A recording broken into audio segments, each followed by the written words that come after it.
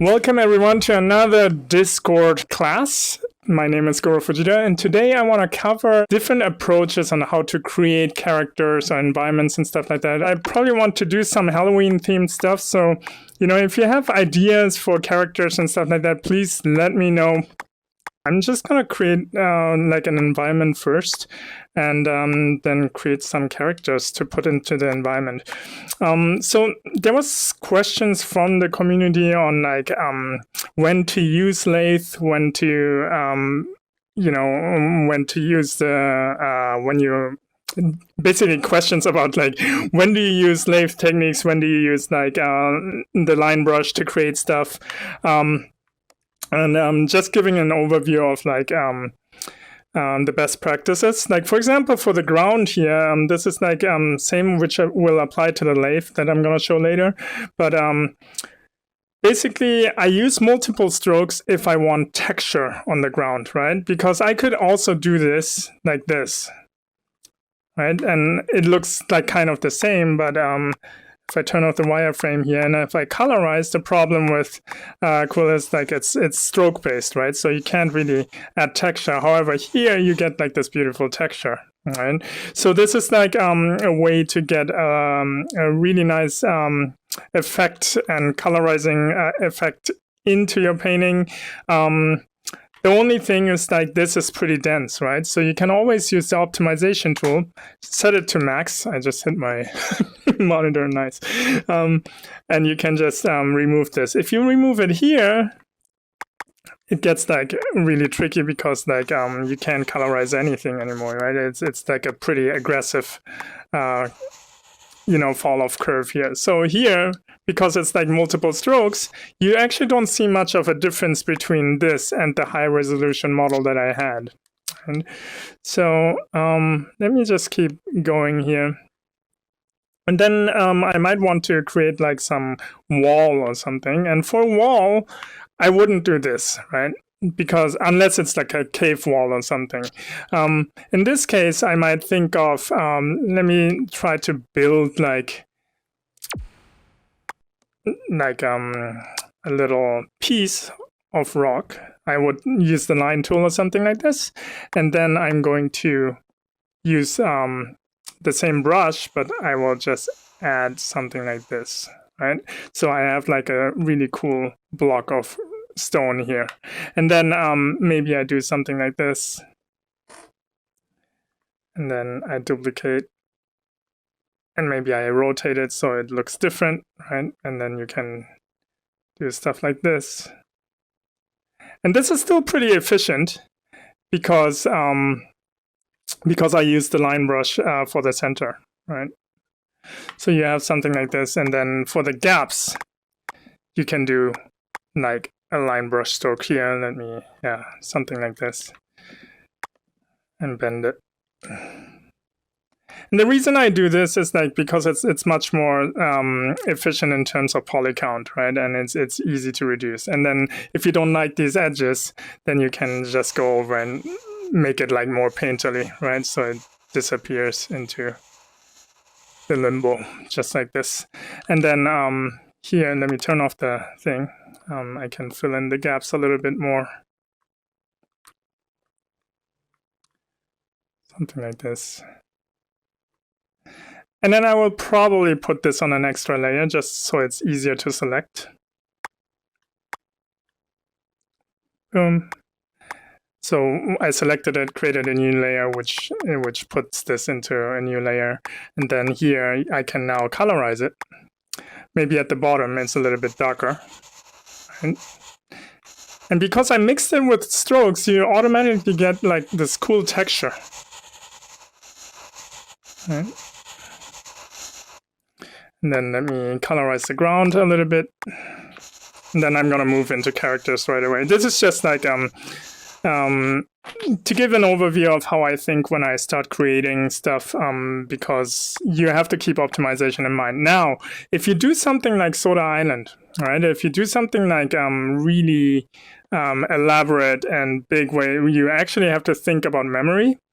you have to be a little bit more careful with how you build stuff. So yeah, I might not want to do this. I might actually take a picture of this and then import it as a PNG or something, you know, because every bit of like polygon counts. Like for those daily paintings that I do, if you do like a shot with like a short film with like 3 shots or something, you'll probably be fine. But just keep in mind that depending on what you want to do, you have to definitely keep an eye on the optimization panel, right? So I'm like at 217,000 polygons right now, but I can decide to like optimize the whole thing. Like let's say I optimize all layers, you will definitely see that stuff gets like broken here. So I maybe want to make it like less, something like this. So I can live with this difference, and then you can see that it just jumped back to 85,000, which is like super small. Right, so this is like this is going to be my set, and then I'm going to create a pumpkin. Since we're close to Halloween now, we call this BG background, and then let me create like the pumpkin. So I might have a fire here, like a blue fire or something like this. So I want to do a lighting effect on the pumpkin. So there's a few things I can do, right? Like I can say like, oh, I want the pumpkin to be like super low res. So I'm gonna do something like, let me pull this timeline out and bring down the tools. So I could just create a new layer and say like, okay, this is going to be my pumpkin. And as you can see with the wireframe, it's basically like a little line stroke, and then I do the leaves here. And you would think like, oh, this is actually pretty cool, right? And let's give him a suit. So let's give him a little suit. So this is like how you could quickly do that with a line tool in the most efficient way possible, right? Make sure you ask questions if you have questions. But let's say this is like this character, and then I have the fire here. Let me create a fire. So maybe 12 frames might be enough. And then we create a little fire. So I'm just created like an empty layer with a bunch of empty frames, and then I'm using the anim brush to animate the fire. And maybe I want to have some color variation in here. Some embers. Okay, and then maybe a little bit more color. This is a pretty cool fire. Might as well do some firewood. So let me quickly do some firewood. And then for stuff like this, I usually use the line tool because it's like much more efficient. And line tool stuff gets easily optimized. So I like to use the line tool for anything I do. So we just do like a little fireplace here and put it in here. You might have seen this technique in my tutorials. And then I'm going to also colorize it a little bit blue. This is good. And then we add 6 frames, maybe 6 frames. So important is I always do make it like divisible. So it's like 12, 6, 24 and stuff like that. Just because if I want to merge it later to reduce draw call count and stuff, it's easy for me to do without destroying anything. All right, so I'm adding a little bit of the glow here, and let me turn off the wireframe and use the other wireframe. So this looks pretty cool. Okay, let me just grab one of those sticks, select all of them, and then move it over. So I have another one. So it's well balanced. So this is going to be my light source, and depending on what I want to do, I actually decide if I want to lathe or not, right? For example, in this case, if I want the pumpkin to be lit by the fire, right, it's really difficult to do because if I now colorize it, see how it colorizes the whole stroke, right? So, but I want only the underside to flicker. Now, what you can do is like you can, of course, duplicate, shift it down a little and make this, but then you get like this sharp edge, which you might want to only have for rim lights and stuff like that. In this case, I might consider using the lathe technique, right? So you can do this either with a flat brush or either with this one. Let me use this one for now. Create a new layer. And I just freehand something like that. Let me turn off the taper. Freehand like a C like this, right? And then I do the lathe technique. I rotate it a little bit and I go around. So what this does is that you can now colorize it smoothly. So let me put it here, right? So now, for example, if you have 12 frames, loop it, then you can colorize this section really smoothly. And you can make it flicker, so it actually looks like it's like lit by the fire, right? So this is like a pretty powerful technique. This is a step though that I would do last. So I would like model or sculpt the character first before doing the lighting. But at this point, I'm already thinking about what am I going to do with my character, right?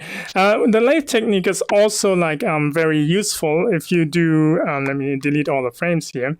If you want smooth gradients on the character himself,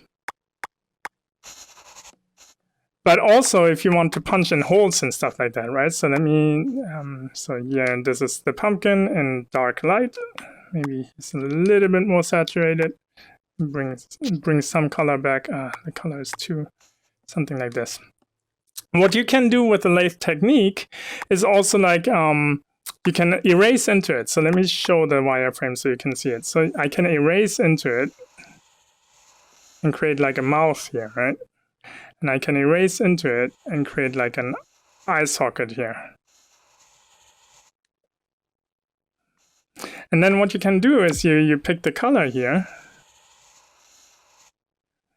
and do something like this. Right. So the cool thing is now it looks like the eyes go in, right? So it's actually a hole now. So that way you can create like an inside of the mouth and stuff like that. And you can do this using Daniel's technique, and Daniel's technique that he showed in his face tutorial is actually the much cleaner way to do this. But this is a faster way to do this, right? So you can do it like really quickly if you want to do like a quick sketch or something. If you want to do a short film, you might want to go with Daniel's technique because that one is much cleaner. But for like if you're like short on time or you don't want to like just do a proof of concept or something, you know, you can do something like this very easily with the lathing technique. So if you do just a moment in time or something, you know, like that you want to capture and share to Oculus Media Studio, that's totally fine to use this technique, even if it's like not polygon efficient, because it's not going to be a full short film. However, if you do a short film, you have to always be careful about the poly count, right? And try to save wherever you can. But you can, for example, have this guy in one shot, and in another shot, you know, like you have a more detailed character that you built like using Daniel's technique. Right? So you can merge them too. You don't have to like commit to like one technique, you know, and it really depends on like what you want. I believe Daniel also had like multiple level of details for the main character in the remedy. Is Daniel here? Are you here, Daniel? No, he's not. But you guys are still there, though, right? You guys are just quiet. Yeah. Okay. Yeah, we're here. Yeah. So I think Daniel had like a like low res model of her. You know, when you see her from afar, you don't need all these details. So you know, this pumpkin could be useful for me still. You know, if I would put him somewhere here, right? Because I don't need to see the shading and details and stuff like that. So it really depends on what you want to do. So the lathing technique here is really good because this is going to be one of my main characters. So if I want to, you know, fill in the mouth like this, it's gonna be 3-dimensional. So that's the cool thing about using the erase technique and lathe, because now if you look at it from the side, you actually see that it's going in, right? And maybe I want the inside of the mouth to be glowing. Let's do that. That's going to be awesome. So that looks great. So, and then, you know, you can even add some collaboration in there. Maybe it's like a little bit darker on the sides, something like this. So really make it glow. And I'm gonna create a new layer for this because I'm gonna make it flicker as if there's like fire burning inside the mouth. So I can reuse this for the eyes. Let me go inside the eye. Just close it off, just like this. Close it off, you know. And then I can, you see a little bit, then you see what I erased here, so you can always go in and erase it more. Oops. Yeah, and then you just fill in the gaps after the fact. So these gaps, you can fill them in just with, let me turn on the wireframe so you guys can see. So now I have a pretty decent looking pumpkin that I can also select, right? And deform. So this is another big advantage of using the lathe technique, is you can deform it really nicely, right? Oh, whoa. So this stuff does not work on this guy, right? You can only stretch the stroke, but you can't stretch in the y-axis, only along the stroke that you created. So so these are the advantages of using lathe, because you know you can do like some squash and stretch with it easily, you know, and you have like if you have something like this, right? You can usually just use the thick and thin tool to close the gaps and stuff. So it's like pretty versatile technique to do some more complex characters. So let's give him like a body. For the body, I might actually want to use lathe as well, right? So what I can do is like I just select this guy, duplicate it, and then I go to the opacity jitter and make it like fully opaque again, and I close the gaps. Right, so that way you can bring back the invisible strokes, and then I'm going to colorize it with black, and maybe we add a little bit of gray to it, a little bit darker. So this is going to be the body, and now you see that the body can be stretched like this, right? And then for the legs, I might just use this, like a tapered stroke. Maybe he's making... What do you eat on Halloween? Candy? Caramel apple? Caramel apple. Chocolate, bro. Caramel apple is good, but caramel apples, are they... You don't put them in flames, right? It's not like marshmallows. Oh, maybe like a baked apple then. Oh, a baked apple is good. Yeah, let's do that. Don't you have Baked to, apple. like, throw sugar in a fire to get caramel? I mean, you could put it in a pot. I think you put sugar in a pot and then heat it up. I mean, I'm sure you could like just dump your apple in sugar and then just kind of roast it. That'd probably get the same And then you effect, get free diabetes. Yeah. Yeah, let's make a diabetic pumpkin here. I like the roasted apple idea, so I'm gonna go for this. And you see, for the hands and stuff, I don't worry about like lathe, you know, because like that's like easy to do with a line brush, and it's easy to select later. For the apple, you know, because it's so small, I probably just use like one brush stroke like this, or duplicate it a little bit, you know, to get some lighting on it, you know. So let's get some blue lighting on it, something like this. But if you want like smooth shading, there's like a technique you can do. You just look at the direction of the strokes, and let's say you want to colorize the bottom, you can do something like this, right? So you need to know how Quill works, and like Daniel was talking about this. So we have like this little cute pumpkin here, and then let me just move it. Yeah. Don't you know my art? I always do cute stuff. Can't do dark stuff. Also known as a chubby jack-o'-lantern. Yeah. jack the pumpkin head. And then, you know, like I can just use what I have. Let me see if I can use what I have. So you get like these segmentations, which will show as spaghetti if you render it, you know. But maybe I can reuse some of this, take this and use it to my advantage. And I think this needs to be actually blue. So I'm going to, let me see if I can multiply it. Oops. Yeah, that works. Ooh. Yeah, and then I'm just gonna do, I'm just gonna clean up the strokes. I just gonna draw over these weird colorization intersections, you know. Something like this. And then maybe he has a bow tie. Fancy. There we go. Oh, look at him. Cute. Okay. This is good, and then this is where I would basically. What happened to his head? Let me fix his head. I think I accidentally multiplied the head as well. Oops. Okay, there we go. Fix it. Oh, I selected the inner side too. I have to make sure I'm only selecting the outside, so I go to only select the skin and then colorize it. There we go. And then we can get a little bit darker on the top, maybe a little bit cooler on the top too. Let's do this. And then he has like a strong light from the front. I think that's better.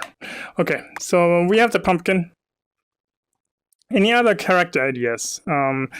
Because, oh, I wanted to show multiple approaches. So let me work on a witch, actually. Maybe that's good. So this is like the volumetric approach, right? Where I would not, I would basically not draw. I would just go straight into volumes and paint that, right? So this is like how I would do this. Let me save at this point and then go and create a witch. So, witch. So for the witch, for example, I want to start with a line drawing first. So this would be the line drawing approach. Daniel is much better at that than I am. So there's like a few things you can do, right? So you can either like draw like the character in space, something like this. Maybe duplicate it over, and then it's like the witch has like this crazy big nose. And then let's do this. Duplicate this over. Now, I'm actually trying to draw flat. I'm failing at drawing flat. Like I can't do this no more. So let me draw flat. So you guys might not see it because you guys see it flat right now. But what I'm doing is I'm trying to draw flat, right? So I'm doing like a design here. You know, maybe shit. Oh, this is so weird. My hand is like trying to go into space.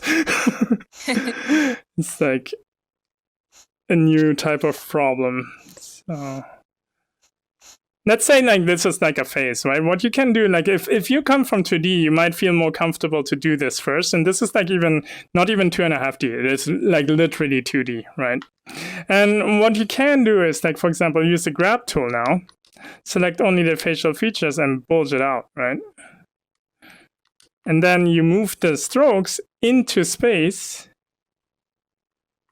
Maybe the eyes go in a little, the ears go like this.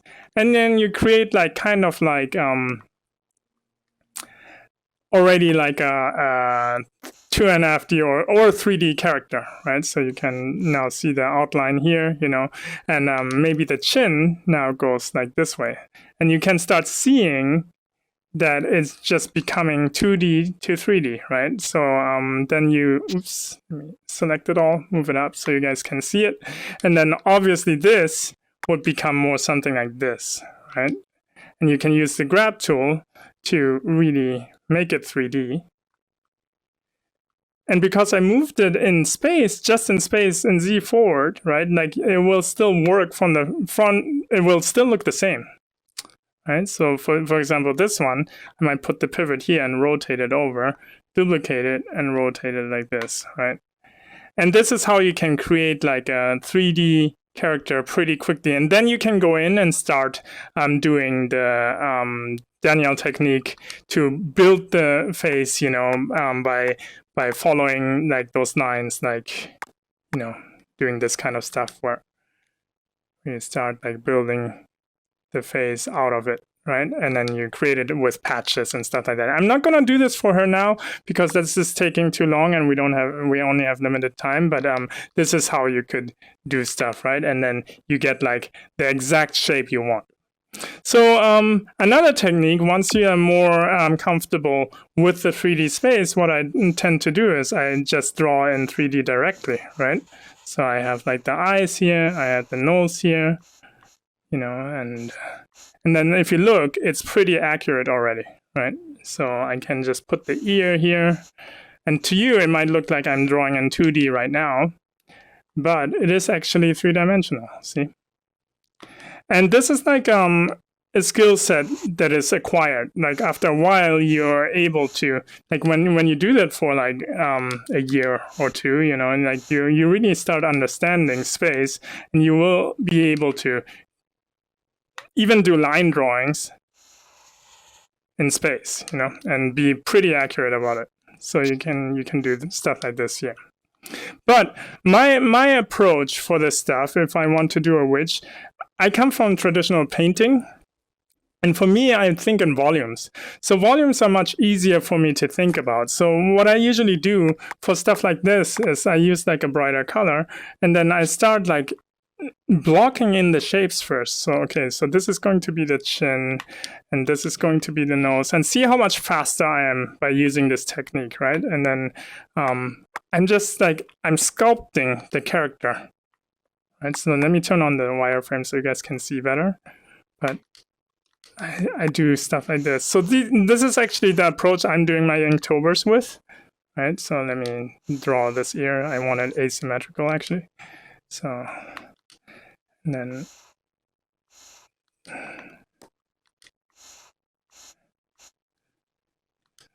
then I can already see the volumes perfectly.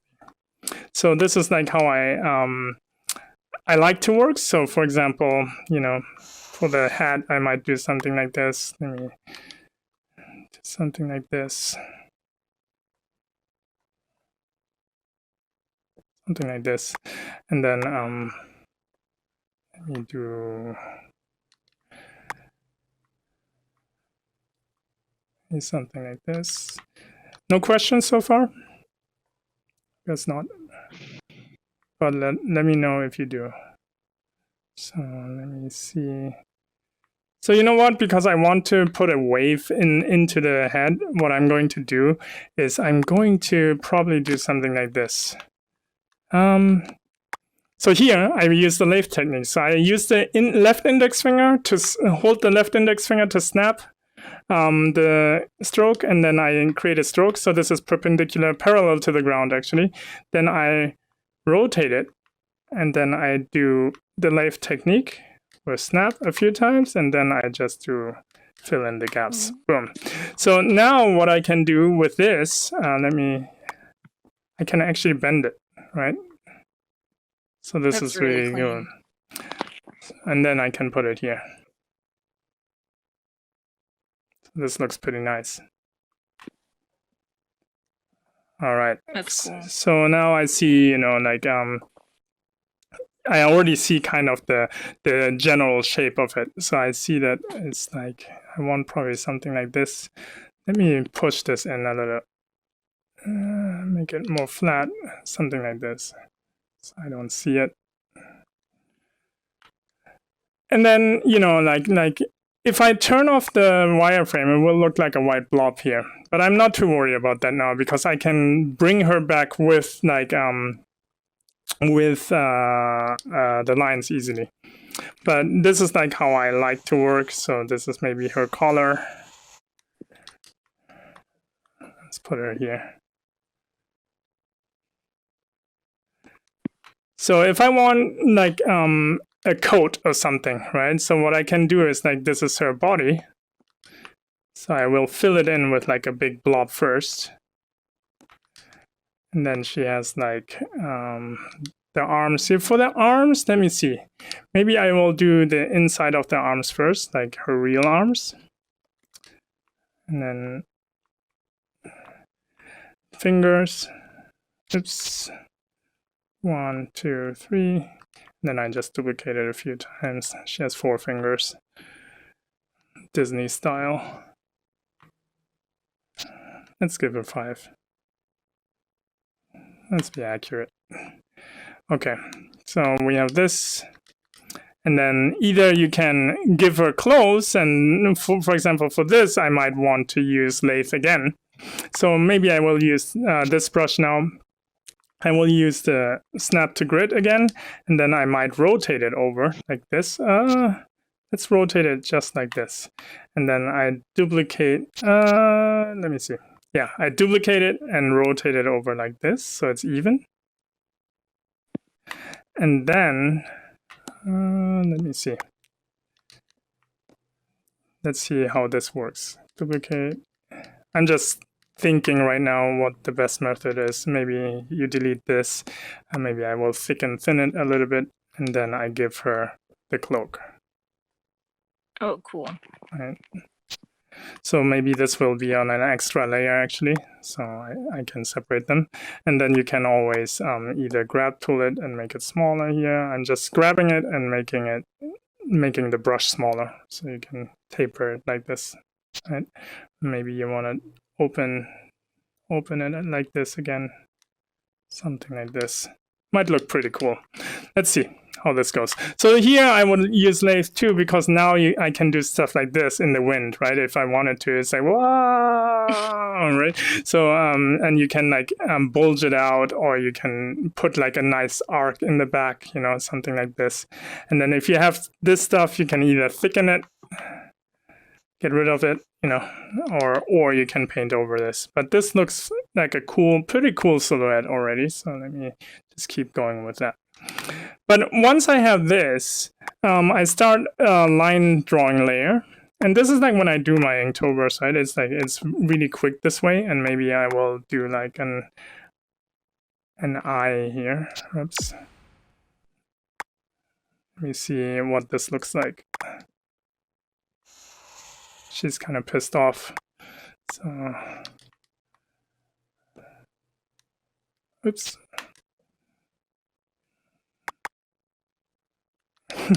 It's funny. Then move it over here. But this is like when I start like thinking about, okay, like the lines, right? So I can turn on this faint wireframe, and then I can do the lines like this. Oh, these are actually the eyebrows. So I want to put this in a little bit more. And then I can, you know, use the geometry that I laid in as a reference, basically, to work on the lines, right? So those are her eyebrows. Maybe she has like a little wart here or something like this. And we have the nostrils. And then I might like add a little like outlines here. And she will be smiling. And then let's bring the smile up. So I used like a combination of just hand-drawn lines with the grab tool. Maybe she has some dark eye rings. And let me just move this over. I can just paint it again. And paint it again.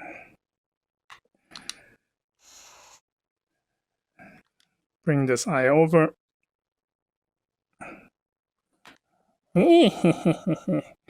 Okay, it's shaping up. But you can see how I'm using what I have as a reference to be able to paint this, right? So let me move this up a little. So this is good. And these are the lines. So let me emphasize the lines here. And then I can go to, maybe she has like curly hair. So here, what I'm gonna do is I use like a big line brush. And then just fill in the gaps because I don't want to waste geometry here. And then you just draw the flyaways, right?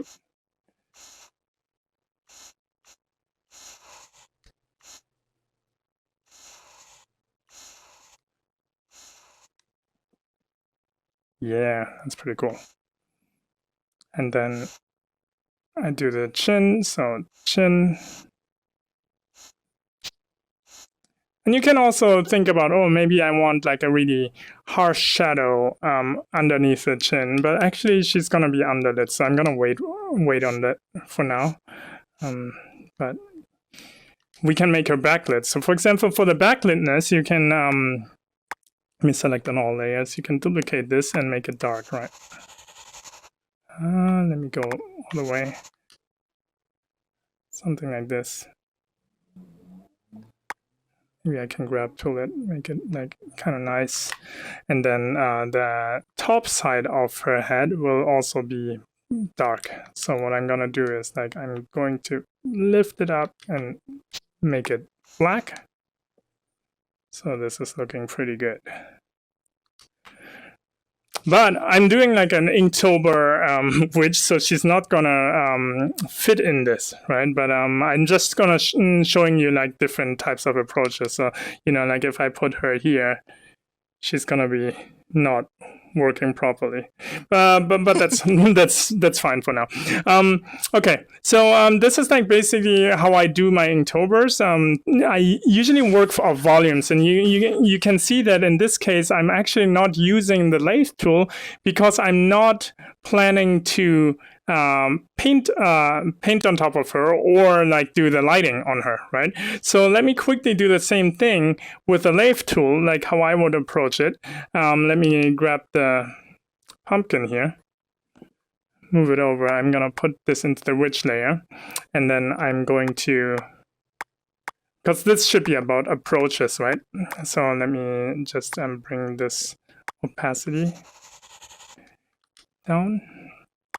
Up, I mean, and then I'm gonna colorize it, and I'm gonna do the same thing with now the lathe technique, because the question was when do you use which technique, right?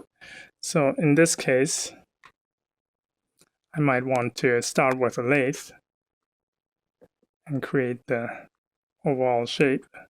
So here you can really like almost sculpt, like in ZBrush or something, right? So, It really does feel like sculpting. yeah, it basically is, right? So it's you are basically sculpting. So for the ears, I would just probably use like one color here. You know, I'm not too worried about this, but I will do the eye sockets here. The nose, I might just freehand it. You see. Sometimes, you know, sometimes I like to design the nose and then put it into place and then change it after. Let me colorize it a little bit different.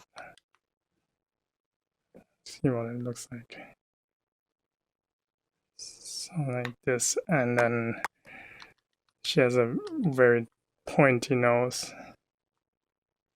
Something like this. And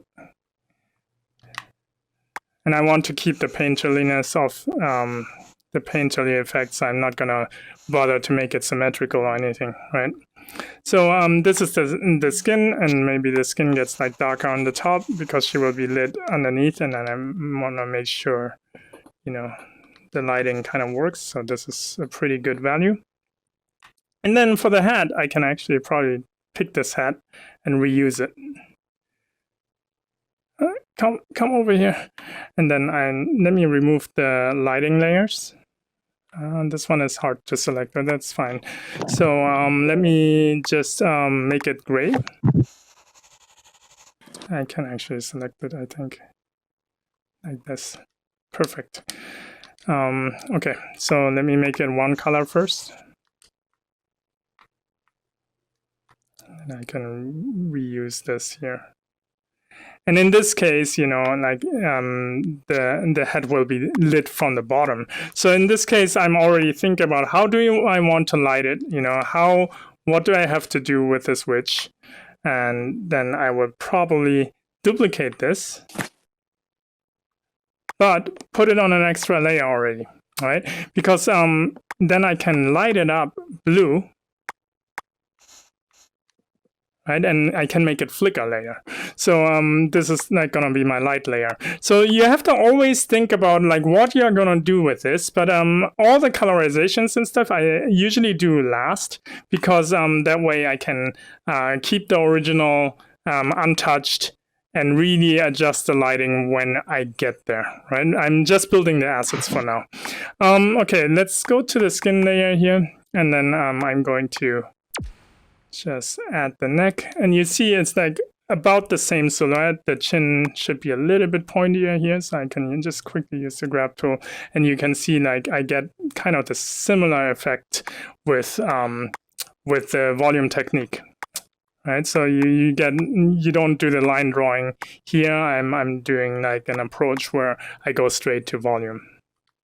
So maybe here for the eyes we choose something like this, and then put it in here.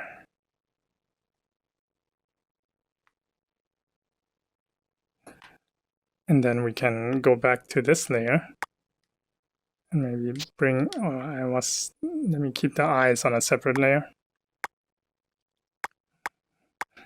Eyes, and then let me save a little quick too, and check the time. We're like 40 minutes in, so that's good. So I'm just gonna create the witch and then go to take it to the finish line, I think. But I hope if you don't have questions, you know, I'm just gonna keep going. But if you have other questions in terms of approach, you know, let me know now, because then I can cover that more. How would you paint hair with lighting? Like if you had a complex character with hair? Yeah, I can definitely show that. Maybe we can take off the head of the witch to show that. Let's see. Oops. What happened? Did I lose the eye? Yeah, I lost the eye. Come back.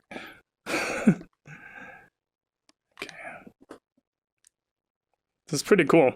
Okay, so let me do some hair. Let me do a witch without the hat. I think that's cool. Ooh, nice. Okay, she is like a witch that doesn't have a hat. So, for example, what I usually do is, you know, I definitely fill it in with something first. Mm-hmm. Just because I don't need to fill it in with like complicated brush strokes, and sometimes I do something like this. I bend it, you know, and then I fill it in to get like a very clean hairline, you know. Mm-hmm. And then definitely make sure it also works on the back. And then I draw those flyaways, and the flyaways are the ones that will catch light. That way I can keep it minimal and clean. So let's say this is pretty cool. And then I'm gonna create the hair.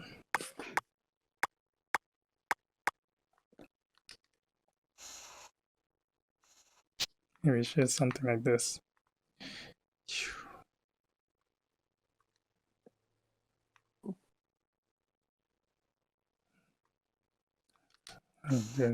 And then I do like a rapper more than a witch.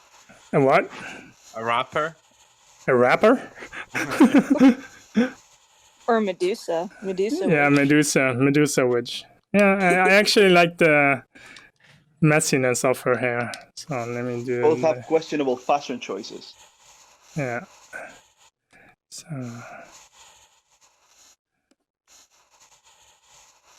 So I'm just doing it with almost like one stroke right here. Mm-hmm. Mm. Right? And then something like this. Does using one stroke help with optimization as opposed to several mini strokes? It helps with selection, because you can easily select something like this, you know. In terms of like optimization is more about speed, how fast you paint. So if you paint like this, the stroke is like super high res, versus if you paint like this, it's much lower res. So It almost looks like it rewards confidence on your stroke. It almost feels like it rewards confidence on your stroke. yeah, for sure. Okay, this is pretty cool. Okay, let's put her here, and let me like quickly shortcut her body, because you guys know how I paint bodies and stuff like that. So let me just do the minimum here, and I think I can still make it look pretty good. Maybe this arm is straight. So let me get it here, and maybe we widen the skirt a little bit, the bottom. And then the head, we need to be smaller. And then let's do this. I use the grab tool, make the influence area a little bit bigger. Whoa. Really cool. Alright, so evil. And she's putting her hand onto the pumpkin. How about that? Oh, influencing him. Yeah. Make the apple. It doesn't make sense, but let me give her like some witch hands here.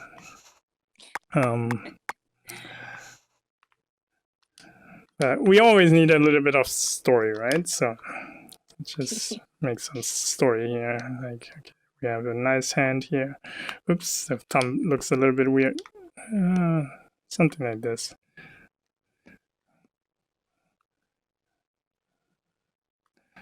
And then just duplicate it into a new layer, and then flip it. My son. Well, she's using like the force or something. Maybe it's like hovering a little bit over. So did I use the hair layer for the body? I did. But let me separate it. Let me organize my layer structure here a little bit, because I'm like super confused now. So these are the eyes. This is the skin. Call it skin. And then we have, this is the line drawing. So let me just put this in here and put this in here, just so we don't delete it.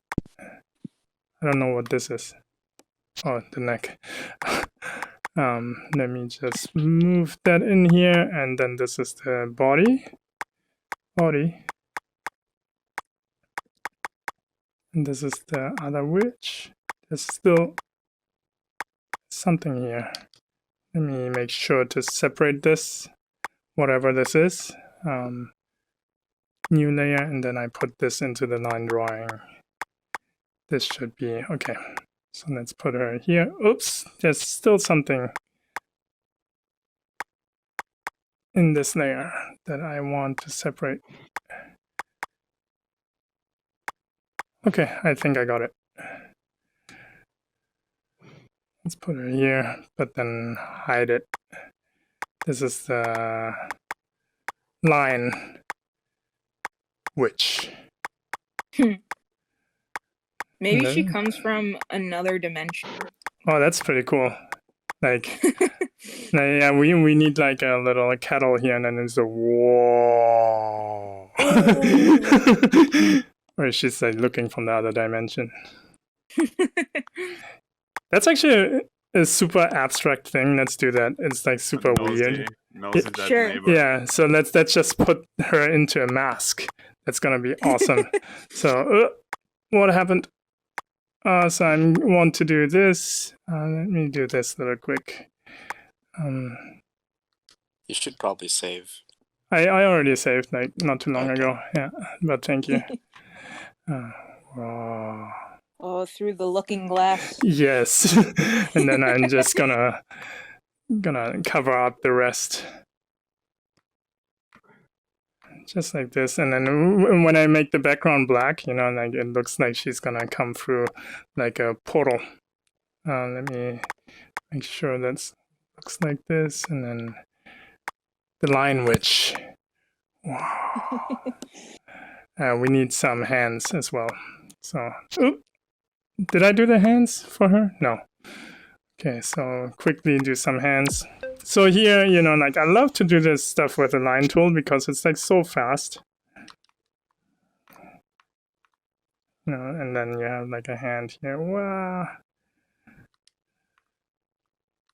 Maybe she's plotting something against the other witch. Oh, I made a mistake.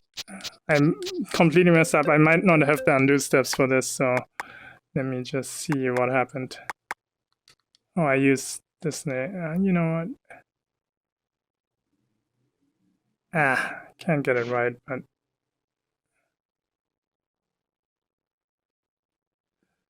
let's see.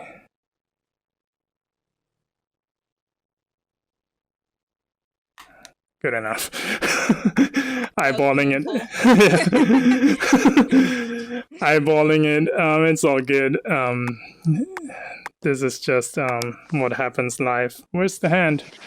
I mirrored the hand somewhere. Let me delete it again, and then duplicate, and then reset, flip, and then put it on this side. What did you say, Faith? She's like plotting something. That's what you said, right? She's plotting something against the other witch. Like, I don't know. Maybe spying? Maybe, yeah. Let me merge her into one layer so I can do. She's like, what? What? Wow. She's like, what is this world? This is actually pretty cool. So let me just separate the hands. And then there we have a story. And in this case, you know, I might not use transform keyframes. She might be light enough. So let me see if I can animate her. Let me see how many polygons she has. You can see it here, 121,000. That's a little bit large, so let me just optimize it, and then we look. It's 41. It's much better. Okay, so let me go to. Okay, I usually count here, so it's like she looks around. So I need like 1, 2, 3, at least 3 seconds. So let me go to 72 frames. I duplicate the layer for 72 frames, and then I'm gonna grab tool it for 3 seconds. So let me grab tool. Something like this. And see 1, 2, 3. So I need to be at 3 seconds. I have to be back at the original position, right? So I'm just gonna wait, and then it's like 1, 2, 3. That's pretty good. Wow. And then I'm just gonna fix the little jump here.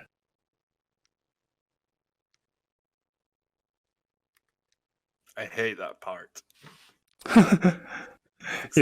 Yeah, that's why you can do it with transform keyframes and then bake it. You know, it's like a little jump here. That part is a little bit tedious, but I mean, this is good enough, you know, like she's like looking, he's like, what's going on here? That's pretty good. And then this is like, good, my son. You're doing. So it's like, maybe, let me move the pumpkin over to the fire a little bit. So this. To try to talk him into sacrificing himself.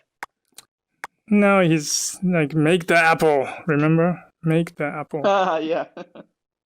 Yeah, it's a bigger apple. Wow. Okay. Juicy. It's pretty good. He's pretty close to the fire. But I guess he's a pumpkin, so it's just gonna start smelling good. So I think that's fine. Maybe he's like also a little bit smoking. That would be cool. Yeah. So this is This is the inside of the eyes, so I'm gonna just basically make a 6-frame loop, and I'm gonna make him glow. And just tap it a few times. Boom, boom, boom, boom, boom. Tap it a few times, and then you might hear my controller and just tapping. And then you get like this nice little glow in the inside the pumpkin, which is really cool. And then I do the same thing for the head. So I'm gonna separate the head from the body. So I'm gonna do a transform keyframe pass on the head. So I'm just gonna make sure to select all the head. Oh, I have select all on again. Across layers, I didn't want to do this. I wanted to just select the head. Make sure I have it. Okay.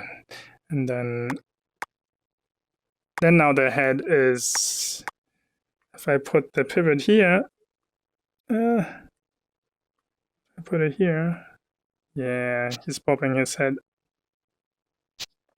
And then let me adjust the lighting. So for maybe this one will be also, oops. Maybe this one will be also on a separate layer. Let me separate these things a little quick. And then I'm gonna adjust the lighting to something more cooler. Something like this. Yeah, this is good. And then the underside will be green because it will, not green, but blue because it's like gonna be lit from the bottom. So I'm just gonna duplicate the strokes. And then I'm gonna quickly colorize it like this.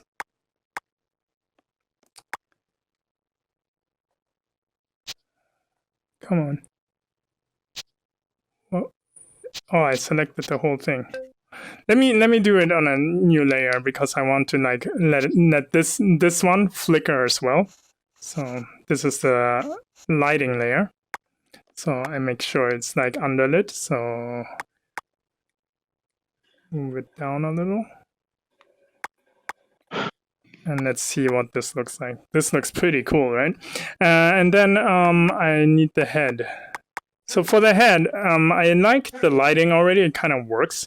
So what I'm going to do is like I'm going to, before I create new frames, I'm going to colorize him from the front just a little, just to get the general lighting down the way I want. And you can see like the lathing technique paid off to use here because you can do like this cool little lighting effect. With smooth gradients, right? You won't be able to do this without it if it wasn't lathed. So I'm just colorizing the pumpkin here. Overall, a little bit redder. Let me bring back the orange a little bit, just a tad. This is good. Okay, and then I'm going to add 6 frames. 6 frames is a good flicker. Hit play. And maybe I will colorize the chin. That's pretty good. And then where it's close, maybe I can just dodge it, torch the chin a little bit. Torch it. Wow. It's pretty cool. Oh, it's too saturated. Let me see if I can get some purple in again. I think it's too strong. let me just make it a little bit weaker. I didn't realize my mic wasn't working. So basically, you just use pretty much every single technique to like wherever it's necessary within every piece that you do. Absolutely. It really depends on, you know, what I like. It really depends on what I'm planning to do, and dependent on that, I will choose different techniques. Like for example, I can use like even for animation, right? For this one, I could choose like a transform keyframe approach instead of the grab tool approach. So I would put the right arm in here. Arm. So let's see. There's a pivot. So I want him to do this, right? So what I'm gonna do is like I'm gonna create a keyframe here. Right arm. Let me put the right arm into a group. So because the arm is going to loop, and it's like 1, 2, maybe 2 seconds. 2 seconds is good. So I create a sequence with a 2-second loop. I create a keyframe here. I create a keyframe in the middle. I create a keyframe at the end. The first and last frame are matching. And then I'm just going to change the center frame to something like this. Do a spline transition. And then I already have like a cool little arm movement, right? I'm going to do a similar thing for the head. But for the head, now I have the animation. Remember, I also separated this guy, the highlight. So what I can do is like I do add 6 frames and also add the highlight here. So it's like reacting to the fire. And then I want the head to move. So this is the head layer. And for the head, I might use puppeteering. So let me just create a group here. And maybe say, what? Yeah, that's good. So let's go like 1, 2, 3, 4. 4 seconds maybe. So let's go 4 seconds, create a loop here. And then I make sure that I see the timeline here, hit record, and it will be like, what? Okay, so I let go, and then, so before it reaches the endpoint, and then, oh, I forgot one thing. I have to like preserve the first keyframe, obviously. So this is like one thing you have to do. So you have to just preserve it. And before it reaches the keyframe, because this is like, I want a perfect loop for this one, right? So it's going to be like, what? And then I have the transition here, where it transitions back, and then it's a perfect loop.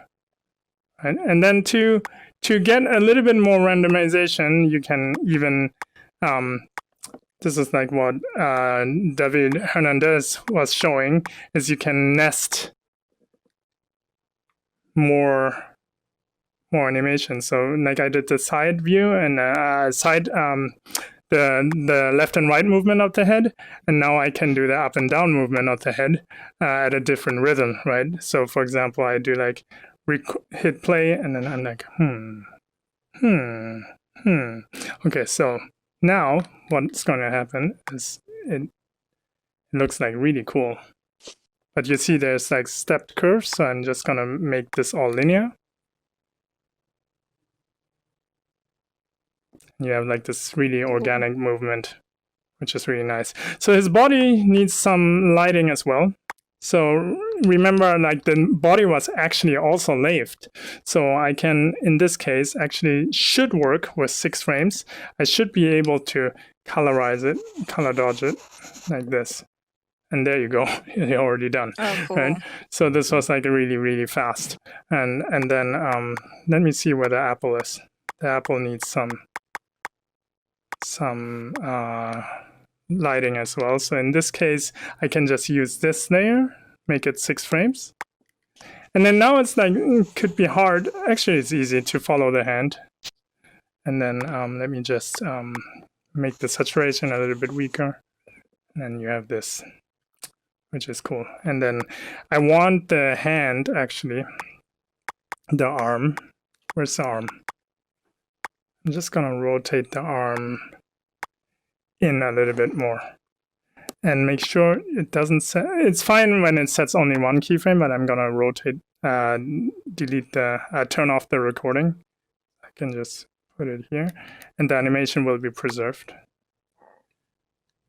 Right, and then you get like this kind of thing. So now let's go to the witch. So we're like 5 minutes over actually, but let's finish up the question that Faith had with the hair. So let's go to the hair. So this is the witch here, and we have, what is this? This group is nothing, but I can delete this. We have the body. We have the hair base layer. Where's the hair? Oh, it's together with the body. Okay, so let me select the hair here and then call it hair. I actually do the same thing to light the hair.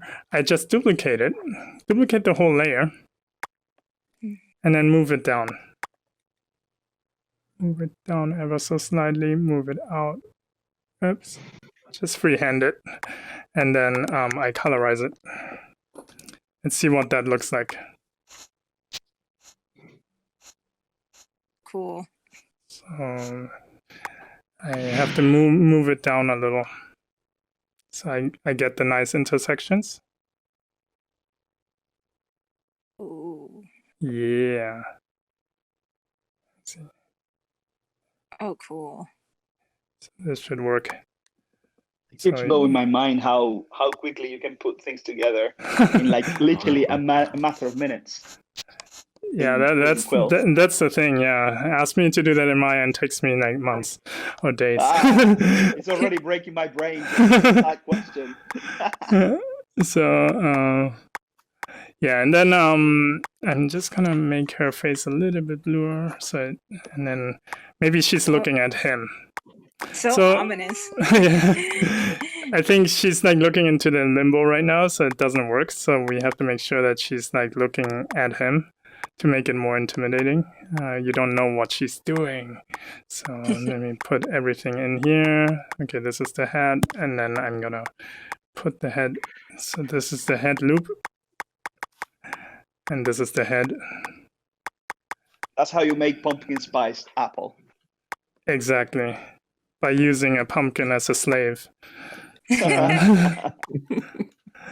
Okay, so Starbucks has a lot to answer for.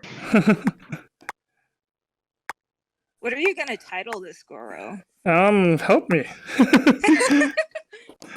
Like, what could it be? Like this weird witch in the background that's twitching around, you know, and then looking through the portal, and then let's come up with a title together. So Which is jealous of colors. oh yeah, the color. It's a colorful world. So let me get the neck out here, and then I hope I don't confuse you guys with all the clicks. First. Okay, so let's. Dude, good, my son. I think it should have dimension in the title, like dimensional I like or that. something. Yeah. Dimensional pumpkin spice. That's good. Dimensional pumpkin spice.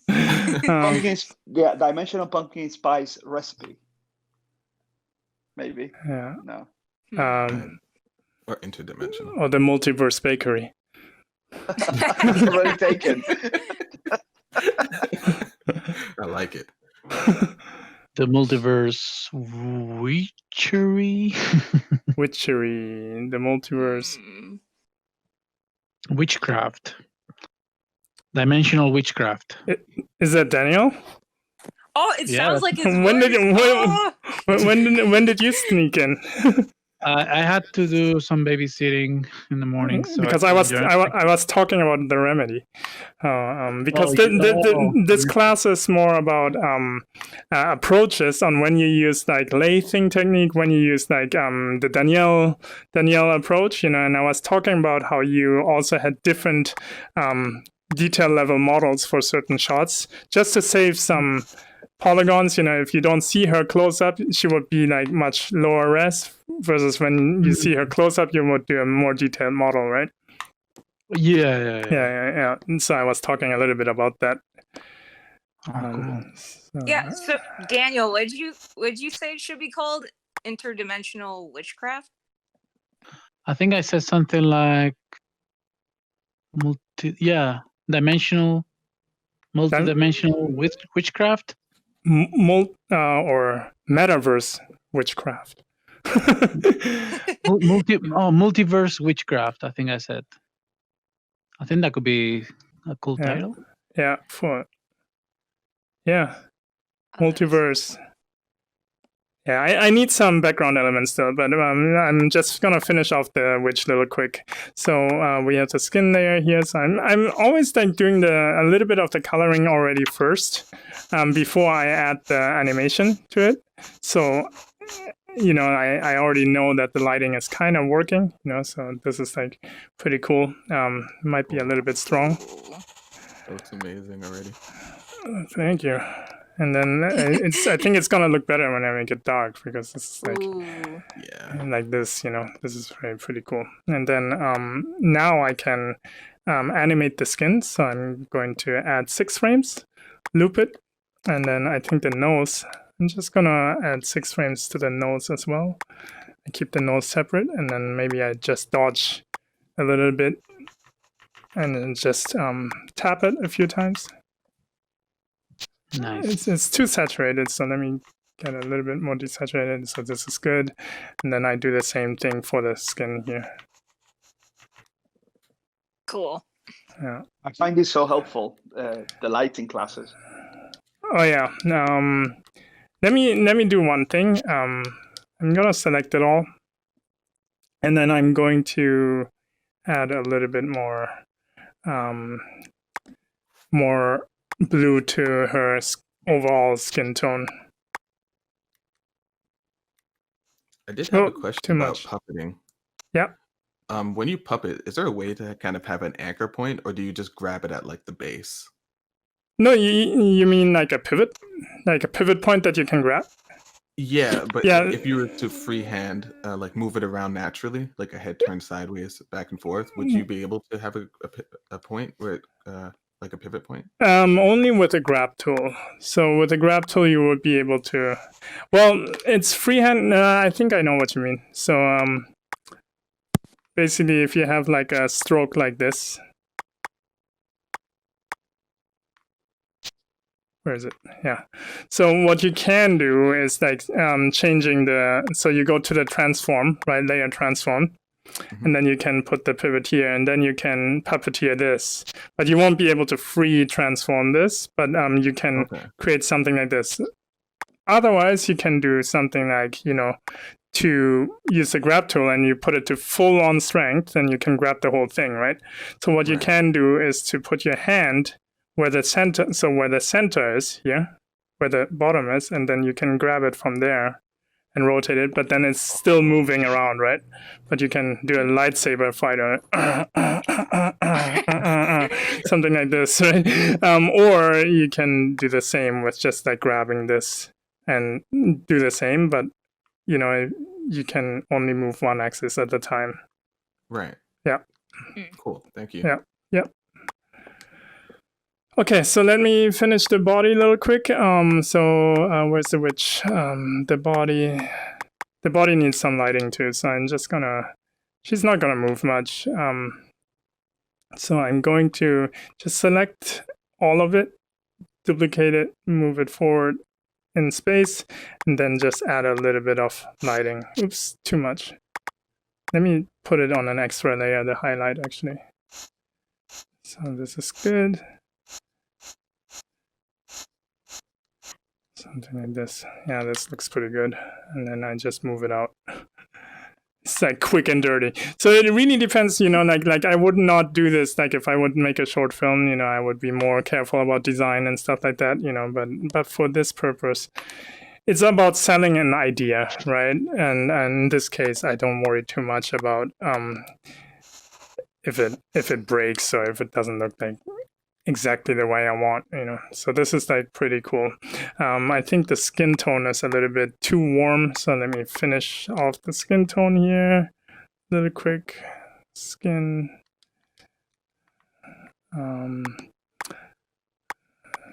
Make it a little bit bluer. Yeah, that looks more like it. So this is good. And make it a little bit darker. Let me just multiply it a little, just a tad. It's enough. That's good. All right. So now we have this. Let's animate the ground a little bit. So the ground is also lit. Ground is lit. Nah, that joke. You know, I always do that one. It's a very teenage joke. millennial joke. But I'm just gonna duplicate like a portion of this and then create a new layer. And here again, right? Like if I animate the ground, I don't want like to animate the whole ground because that would be a waste of polygons. So I just create a patch here that I'm going to animate. So I'm gonna put the patch here, and then on the actual ground, and just push it down with the grab tool here a little bit so I level it out. And then this portion would be 6 frames. Oops, what did I do? 6 frames. 6, loop it, and then I'm gonna colorize it. Maybe you color dodge it over time. And then I have like a little flame there, which works really nicely. And then we might want to add some shadows. I just added to the background layer, I guess, because the characters are not moving. Maybe something like this.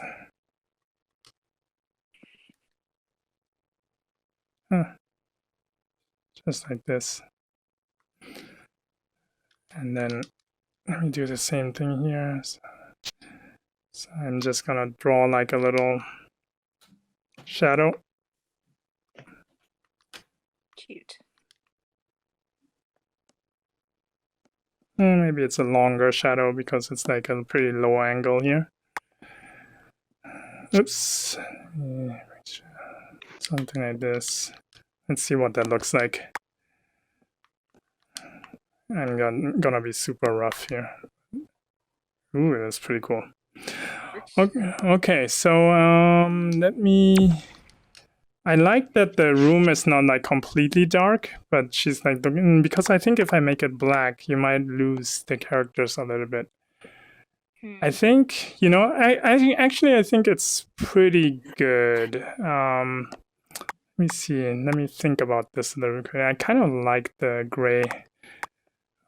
But I might want to add some props in the background. So yeah, let me finish off with some props and I can show you like different ways to do things. So for example, if you have like a hero item, like a barrel or something like that, right? And I'm gonna go to the background layer here, create a new layer. And then if you have a barrel and you want to create, it's a hero item that is lit by the fire, then you might wanna do something like this, you know, where you build like a segment of it, you know. Just a segment. Let me see if it works. And then you just put the pivot here and do this. Let me do this again somewhere here. And then let me do... this is pretty good. And then you can do it like this, right? So now you can also like, of course, like make it like a little bit cartoonier, and maybe you just close the lid just like this. And then if you want to put it into, you know, make it work in the environment, you just make it a little bit darker, and maybe there's like a barrel here. And then let me just select these guys and then add a little bit of lighting. Oops, I'm on multiply, something like this. Oh, Goro, do you know, have you seen The Legend of Korra? I know about it, but I never watched it. Okay, so like there's this thing called harmonic convergence in the show where like these spirits come in from another world at a certain time of the year. Yeah. So maybe that's when the witch is able to show up in the back. Like maybe you can call it harmonic convergence in that case. That's pretty cool because I don't know what to do with that term, so it sounds kind of cool. I like it. I mean, harmonic conversion. Yeah. That's good. Yeah, I like it. So you see here how I can just colorize the barrel the way I want, right? I want it a little bit bluer, actually. And then I can still do the same thing where I do 6 frames here. Loop it. And then I'm just gonna Yeah. So it looks like it's like lit as well, right? So this is like one thing you can do. Let me select it all and make it a little bit darker overall because I think it's still too bright. Oops. Just yeah, that looks better. And then I do the blue a little bit more intense here. Oops, too intense. That's pretty cool. And then the metal will reflect the fire more, so it will be more like the fire color. So that will create the illusion that it's more reflective than the wood. There we go. This is pretty cool. So now for the background barrels, I don't want this whole, I don't want it to be too dense. So what I'm gonna do is I'm just gonna create like I'm on the animated layer. So I'm gonna create a new layer. And what's the time? Oh, we're almost an hour and a half. Okay, that's fine. And then I'm gonna use the thick and thin tool. Let me see if that works. And I can create the exact same barrel, right? And then instead of drawing lathing this whole thing, I'm just gonna be lazy, and then I'm just gonna put this here, just like this. And then I have a barrel, but because it looks kind of the same, in the background, it doesn't really matter, right? So I can just do something like this, go crazy, and then it will read like it's the same barrels. Right? Cool. So this is how you can do stuff more efficiently, right? So you don't question it no more, right? And then these are much more low res. So this way, let me get to the wall now. Now I can do the ambient occlusion here. Make it all a little bit darker. Let me turn off the wireframe here. So this will be darker. Go to a blue. I don't know why in my mind I thought everything was so linear. I figured you did one technique and then you stuck to that for the whole piece. No, I use every trick that is out there.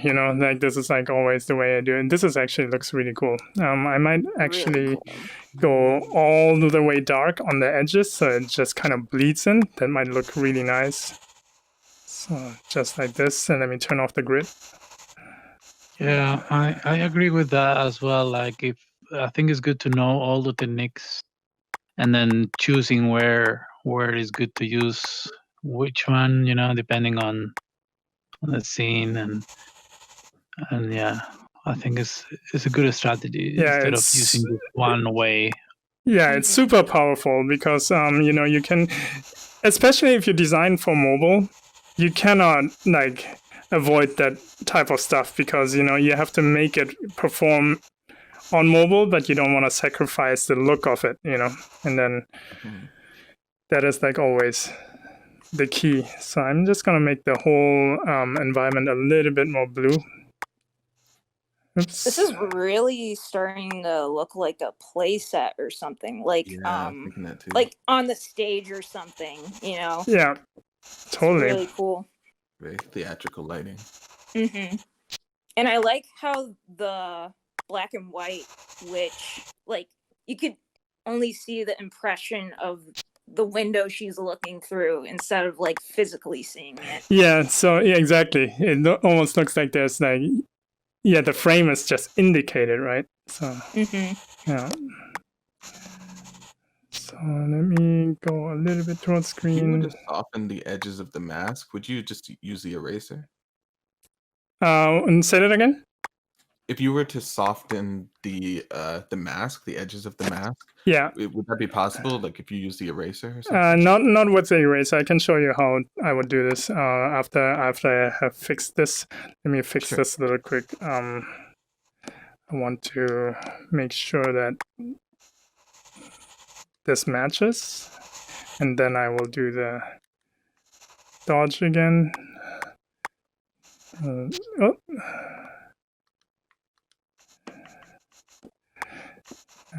Okay, so let me redo this real quick. Yeah, that looks much better. Nice. Okay, I think the witch needs a little bit of before I go to that your question, let me fix the witch. She needs a little bit of a rim light here on the body because she's getting a little bit lost here. So I'm just gonna duplicate this and see if this works. It's a very trashy way to do stuff, but let me just quickly see if this works. I have a headlock, so let me see. Oops, this is too. I was on dodge. I don't want to dodge. So let me see. Just it's so aggressive.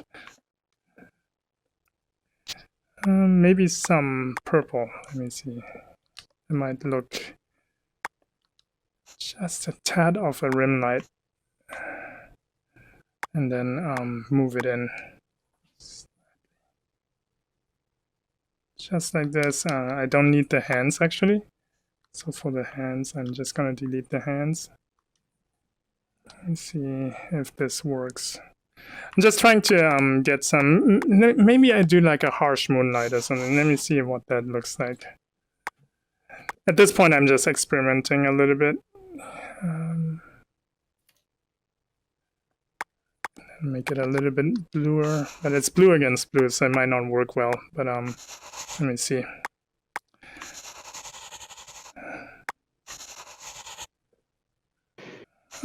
It's not bad, but I think I make it much more subtle. And then I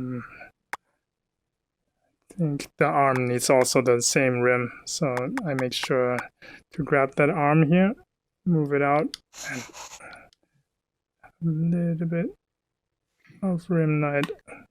Yeah, this is nice. Yeah, and then I'm going to grab the neck. Let me just make sure that the arcs here are working fine.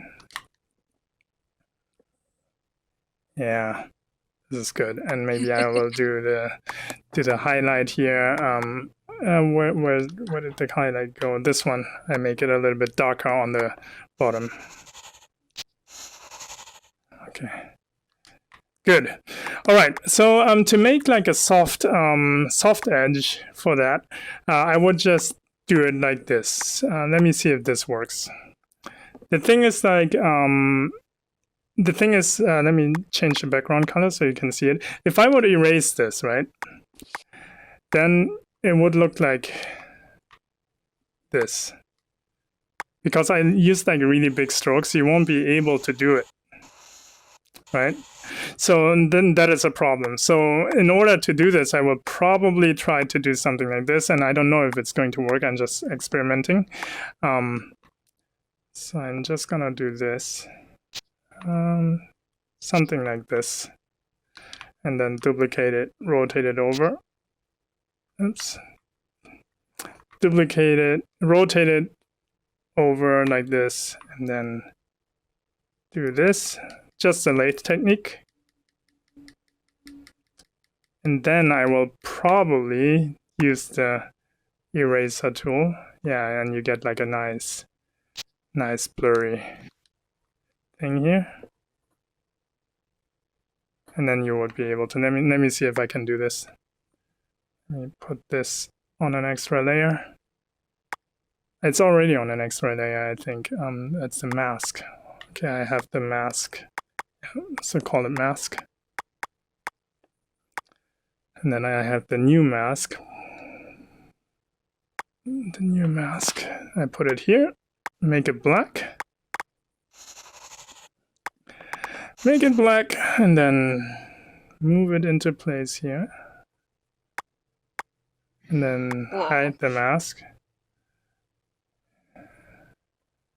And have like a little portal. Yeah. That's so interesting. So, and then you can change the background, and then it kind of has like, you don't see it because it's like black on black, you know, but if you would have a background like this, it would be like kind of like a portal like this, which is also cool. But in this case, I will just keep the hard edge, I think. But this is how you could do it. Awesome. Thanks. Cool. Yeah, I think, what would be cool. One last thing I'm going to do is little particles in the background and also in the foreground, maybe. Particles, I covered it before, but I think it would be cool to have some particles in the line world, right? So what I'm going to do is I'm just going to do a short line brush stroke, optimize it to the maximum. Oops.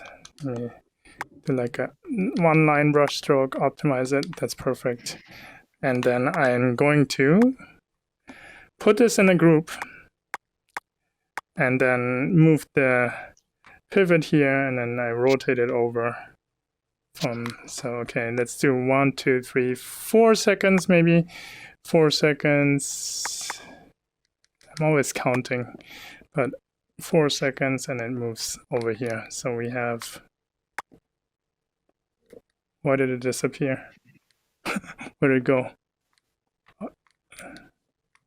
Maybe the menu was in the way. I think I did it over select. Yeah, I selected it. That's why. Yeah, select doesn't work. You have to, of course, transform it. So I do it again. So I'm just going to keyframe from here to there. Okay, so let's do that. From here to there. Okay, now it's working. And I want to make it linear. Something like this. This is good. And then I would add another layer. And then I will maybe add a twist to it. So it rotates maybe this way. So I'm going to select 1, 2, 3, 4 seconds. Let me see where the match the out point. Keyframe, and then I will just rotate it somewhere like this. So let's see, that should just create a nice little random movement. This is good. Okay, and then I'm gonna basically create opacity keyframes, right? So with opacity keyframes, I'm gonna make sure that the opacity keyframes also match beginning and end. I set a keyframe there, set a keyframe here. It comes in and it goes out just like this. So now I have a particle movement. I covered this in the particle class more extensively, so check out my particle class if you want to learn how to do this properly. And then one thing I do is I'm going to loop it right here, and maybe I will loop it right here. And then I'm going to bake it. Bake. And now I have a baked particle baking. And then if I show all, you can see the trajectory. So I'm just gonna duplicate a bunch of them, and then I offset them. And to offset them perfectly, you have to trim them from the left. So what I usually do is I trim them like that by grabbing the left side, and then maybe something like this. Maybe one is really short, and then I merge them down. And now I have these cool particles, right? And then I duplicate this now. Maybe I rotate them a little bit like this. Maybe like this. So now it looks like this. This is pretty cool.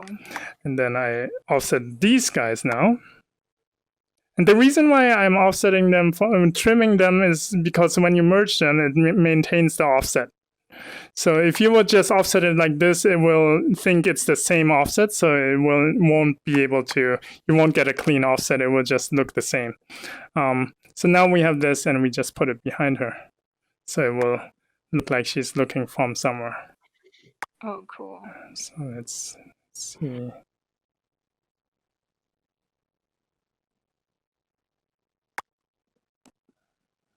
That's pretty cool. Okay, and then maybe, let me see if I can, if this would add something to it. No, it's actually more distracting. Okay, so let me save this, and at this point, I think the wedge needs to move a little bit too. So let's add a little bit movement to the wedge and then call it a day. But any questions so far? No? Looks great though. That did Cool. everything for me. Cool. Okay, so let me do. She breathes slowly, so it's like 1, 2, 3, 4. 4-second breathe. Let's do a 4-second breathe. Oops, that's an opacity keyframe. I want to do a transform keyframe here, and then here she looks up, and then all is like transform keyframed, and then the loop starts here. Okay.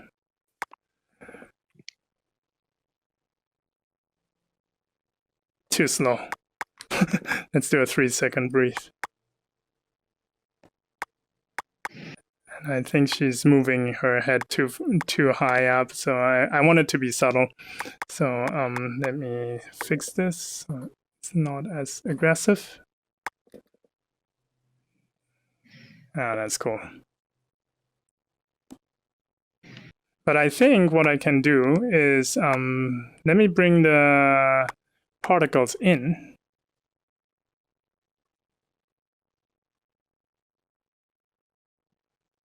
And maybe I can select them all. Let me select them all. Oh no, I don't want to select. Yeah, and then that would be bad. Not everything, just the particles. So over the whole time frame, do that, and then I make them tiny by using the thick and thin tool. Ooh. Oh, they turn into like sticks. Oh. Yeah. Well, let me Oh, colorize. Yeah, but let me colorize them because I think the problem was that I optimized them to the max. They look like the ashes from the fire. Yep, it does. Maybe I don't know if it looks good actually. Let me see. It might not be bad to have something, but you know, maybe it's better without. Kill it. Okay, never mind. Okay, so I think this is cool. So what did you call it, Faith? Well, which one do you like better? The harmonic? Yeah, harmonic convergence. Like this? Yeah, convergence. There you go. I like that. Yeah. Cool. Yeah, it just sounds cool. So okay, so yeah, this is it. Like you know, like I showed like multiple approaches, you know, and you can do the line drawing approach, but where I still use the volumes, you know, but just to show you the wireframe, you know, like I like to like sculpt things first and then I draw the lines on top. But then I also showed you the Daniel approach a little bit where you draw first and then you add the volume, right? So whatever is more comfortable for you. If you do a short film, however, like a long format stuff like the Remedy or Multiple Bakery, I would recommend to use more a targeted approach like what Daniel showed in his stream, because that is more efficient. Although this phase is also super efficient, but it might not be as versatile in terms of like changing the facial expression and stuff like that, while Daniel's technique maintains a little bit of the flexibility of being able to do some facial expressions as well. Then the lathe tool here, I use the lathe approach to do the lighting. If you want, you know, to let it flicker and let surfaces react to lighting and you want like a smooth gradient, that doesn't mean that you can't do that with Daniel's technique either. Like you can actually do that with his technique too, but it just takes longer to create. So if you want to do like a quick proof of concept, that's when I would use something like that, or like daily paintings that I do. I don't care too much about, you know, like how the geometry looks, as long as the end result looks good. Then it makes it easy to like open mouths like this or open eye sockets like this, you know, and then it becomes like dimensional. And you can, of course, do that all with like more detailed technique as well. But I had a time constraint today, you know, and it's more about like, hey, get it out there fast. And if you look at the performance panel, I'm still well into the greens. But for example, if I then optimize this to this degree, right? Not like not like fully optimized. And then if I look at the performance panel, I think I can still get like a lot of performance out of this if I optimize all layers. Boom, you don't see a difference. So this is undo, this is redo. You see a little bit of difference in the hair, but it's really neglectable, right? And you see it jumped from 540,000 polygons to just 340,000. And this is like well in the greens. I can totally share this to Media Studio, which I will. I will add some sound to it. And then you have a Halloween themed piece. So excited. Yeah, but this was super fun, and I hope this was you could take away some tricks. You know, don't get like hung up with like one single technique, because I think the power of Quill is like, you know, you can do anything with like different types of approaches. There's not one way to do things, and now I'm looking at the fire. I think the fire needs to be torched a little bit. So and that's the one last thing I do. I love torching fires with color dodge. You know, you go to like a color and then you just, and then it becomes really bright. Boom! Look at that. Nice. That's super fun to do. Okay, so yeah, thanks for tuning in, and hope to see you next time. Bye, guys.